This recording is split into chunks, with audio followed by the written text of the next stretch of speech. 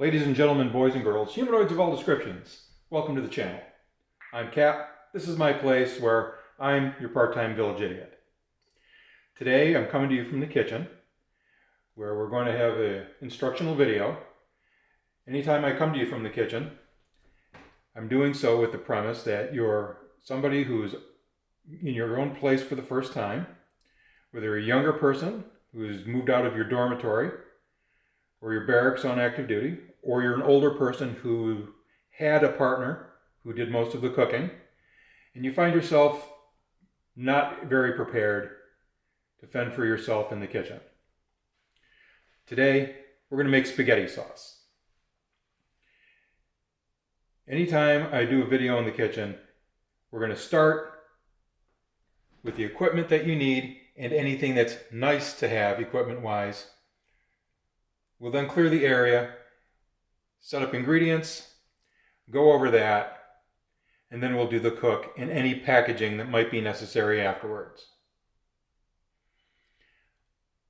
One of the things I'm going to try to do is stick to recipes where you don't need to do that much measuring.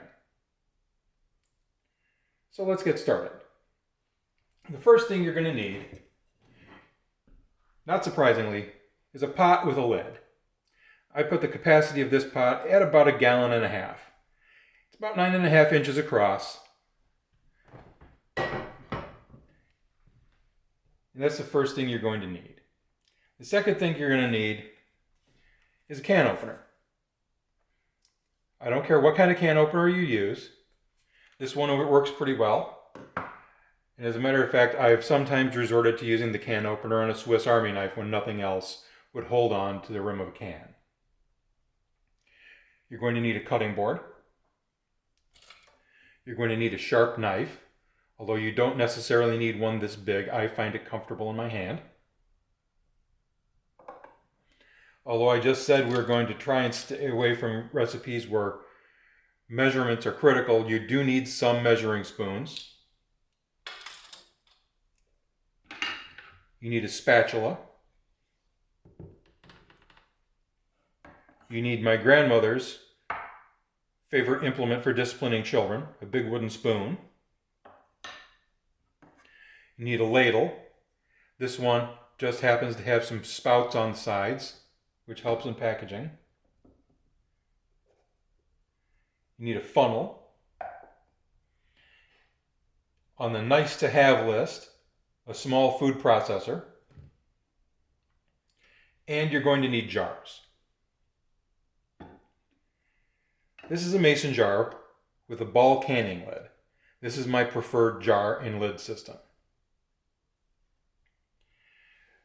These lids are a two-part lid. This part of the lid is threaded.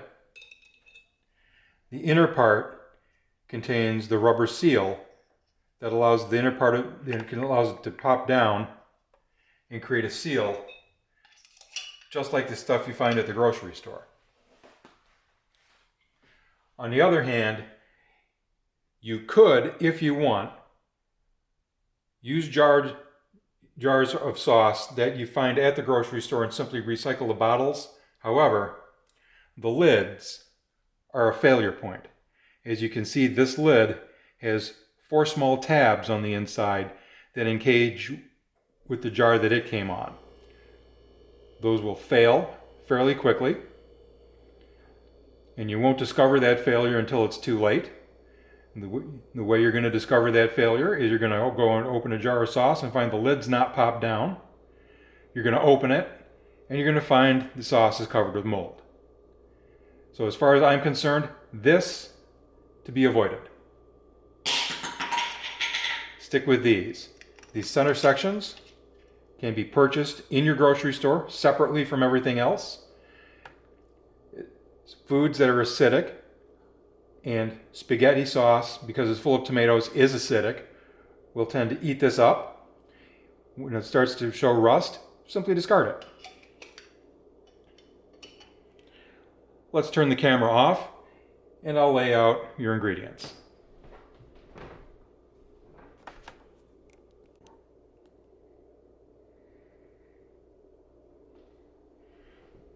All right, these are our ingredients today.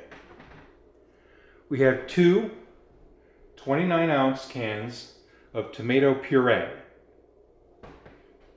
You're going to need a teaspoon of salt, a tablespoon of sugar, a tablespoon of dry basil, a bay leaf, an onion. This onion is about the size of a handball or maybe a tennis ball. The amount of garlic you use is open to negotiation. You do need, with this recipe, to use at least 1 clove. I like garlic, I'm using 2. And again, open for negotiation. Your optional item for the ingredient list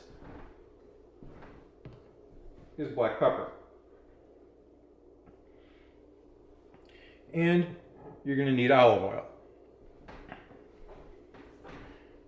When you buy your olive oil, you're going to find that some of it